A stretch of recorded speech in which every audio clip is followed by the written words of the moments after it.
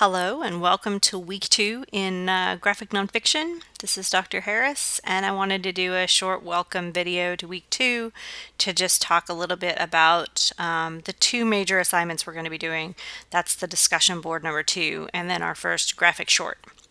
So without further ado, let's get started.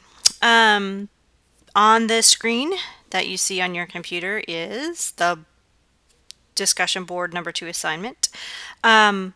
And one of the reasons that I picked hyperbole and a half, even though it probably wouldn't be considered conventional comic using McLeod's definition, is that the book itself and the blog too represent kind of, for me, the equivalent of short essay length pieces or vignettes. And that's very similar to what I'm looking for in your graphic shorts.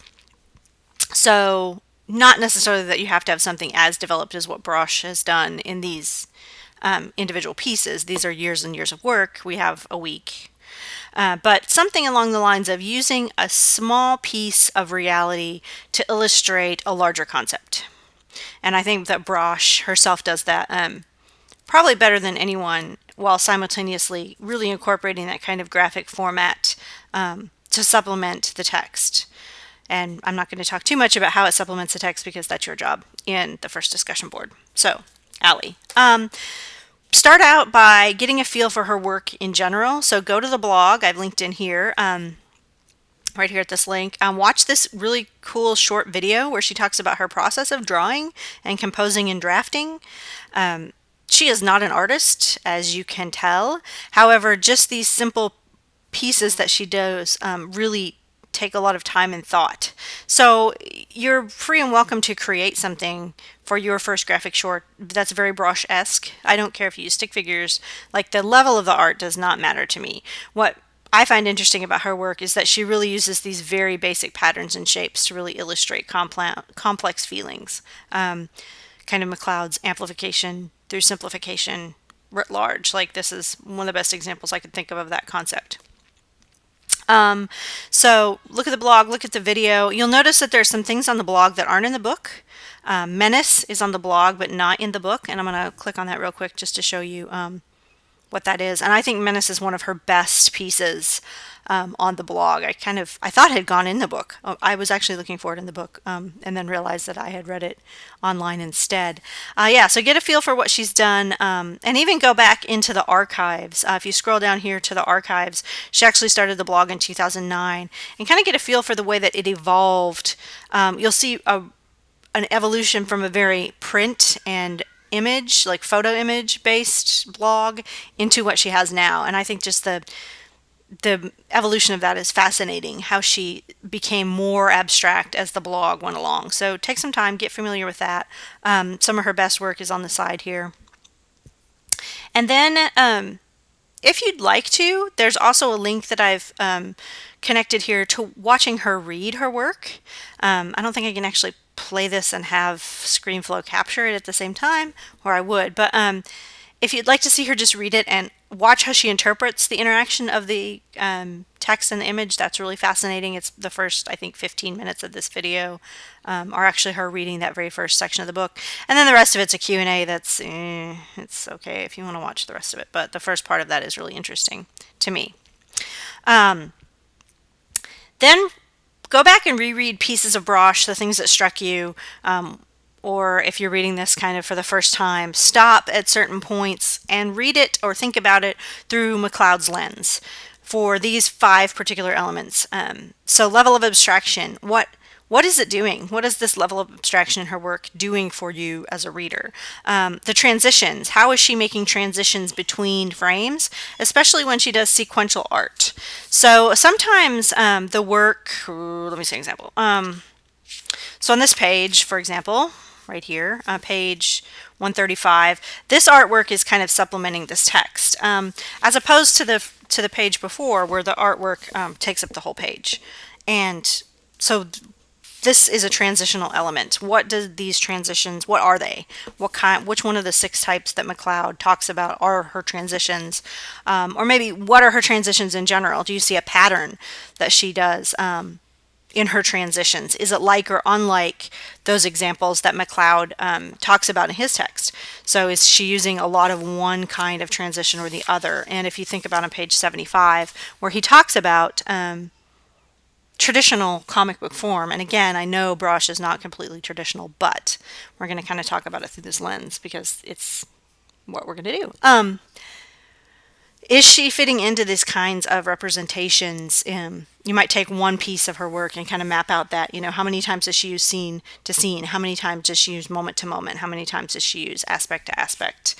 Is she following a sense or a pattern in her work? Time and space. How is she juxtaposing images in time to represent space? And think about both space in this context as space between panels, space between images, time lapse, but also space that Brosh gets between her as a human and her subject of herself, or this image. So in many ways, one of the things that's fascinating is this is a very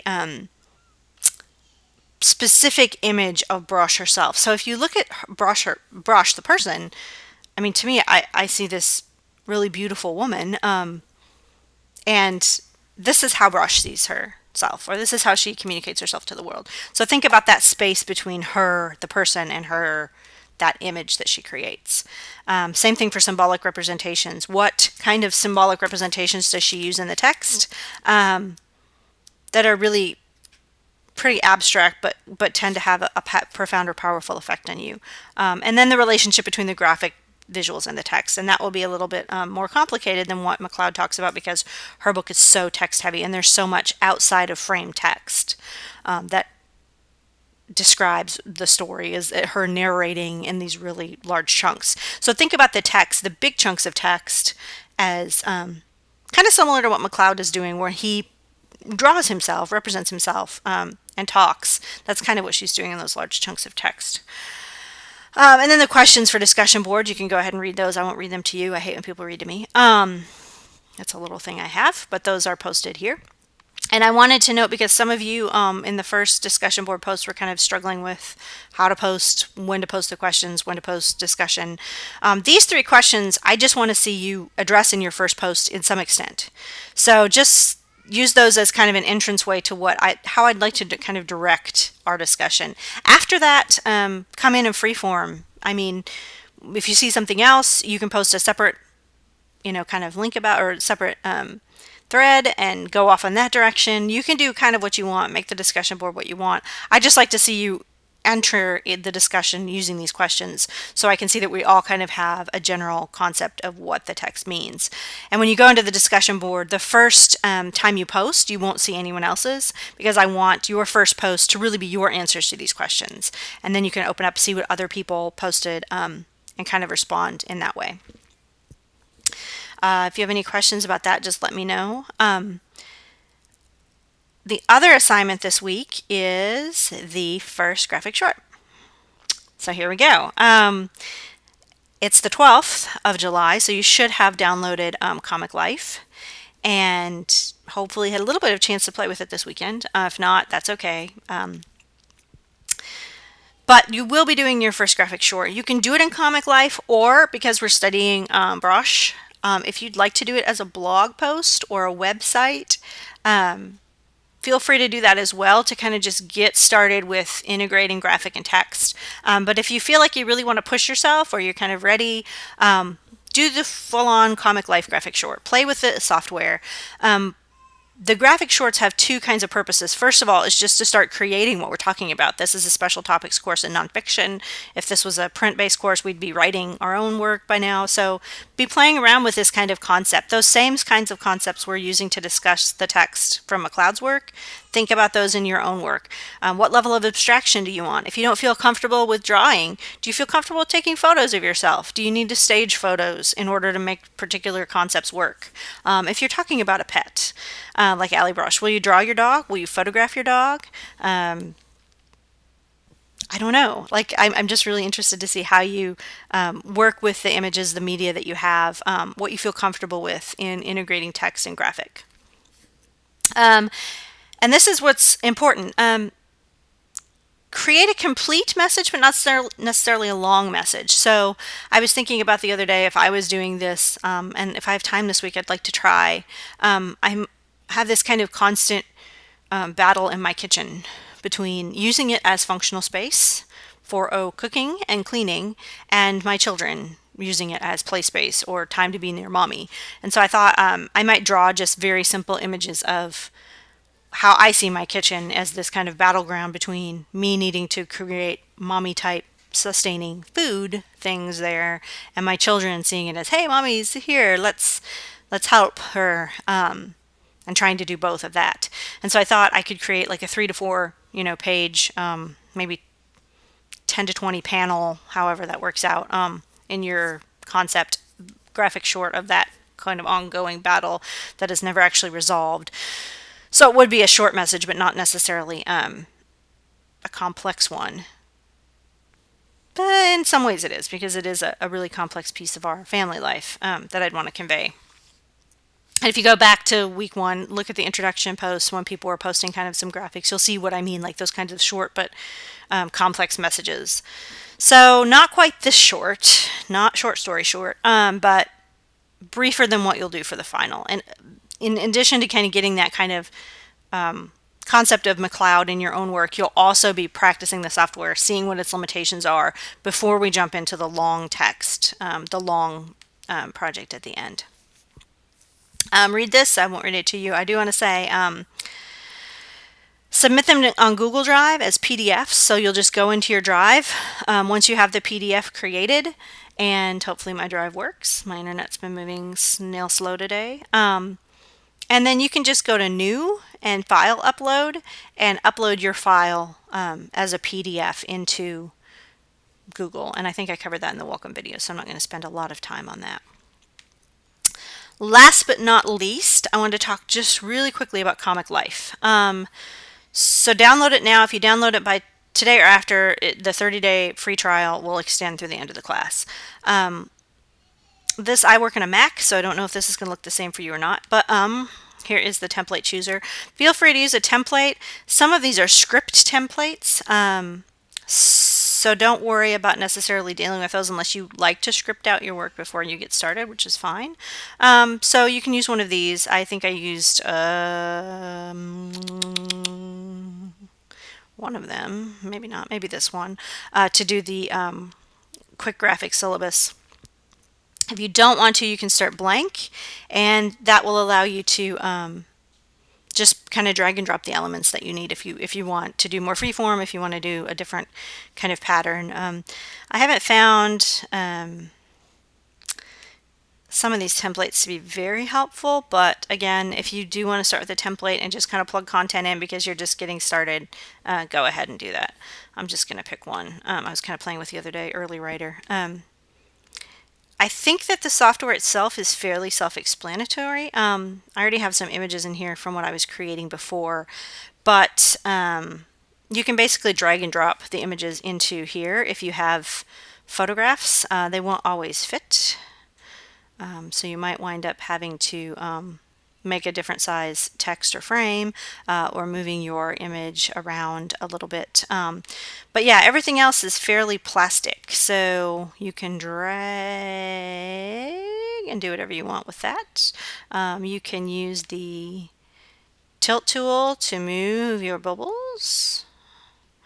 I hear sound effects. I don't know if you can hear that or not. You can make them larger or smaller. Any image or idea, a concept on a page, you should be able to click on and delete or modify. And then you can add in other concepts as you want to. So down here you see a variety of things you can add in. If you wanted that to come back, that wow. I don't know if you can hear what's going on in my headphones right now or not, but it's pretty funny. Yeah, you can put wow back in there and modify that as you'd like.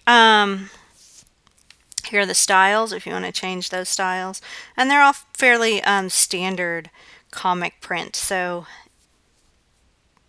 you can do with that as you wish. Yeah, just kind of take this first graphic short. You think about it as a way of playing with all of the features, and this is kind of the last thing I'll say because I want to wrap this video up. I know it's getting kind of long. an example. When Microsoft Word first, I think it was 2 or 3 versions ago, came out with Word Art and all the kind of bells and whistles you could do with graphics, you saw people at conferences and in presentations having these really bells and whistles, I like word art everywhere and graphic art everywhere kind of presentations. And as you adjust to that, you'll see fewer and fewer of that used because it got kind of passe. In this first one, feel free to put all your bells and whistles in. Play around with the context, the format, see what works for you and what doesn't. Keep that kind of storyline, have a beginning, a middle, and an end to that graphic short, but kind of think about playing around with the concept, play around with the elements that you have in comic life. To see what works for you and what doesn't. By the time we get to the final, your work should be more polished. You should see, more kind of a streamline effect, not as many wows or, pows maybe in there, but just a really good solid piece of work. So a lot of us have talked about superheroes as being the graphic formats we grew up with, the comics, I'm trying to use that word, format we grew up with. But what we're reading in this class are really ordinary work by ordinary people saying kind of extraordinary things about their ordinary lives. So pick a piece of your ordinary life and do something extraordinary. I'm excited to see your work. If you have any problems with anything, let me know. And lastly, and I'll address this in the welcome announcement, I've decided to move that first Google Hangout from week 2 to week 3. So we're going to have it Thursday, Friday, or Saturday of week 3 instead of week 2. I saw a plethora of things that could possibly go wrong with trying to do a Google Hangout while I was traveling, number one.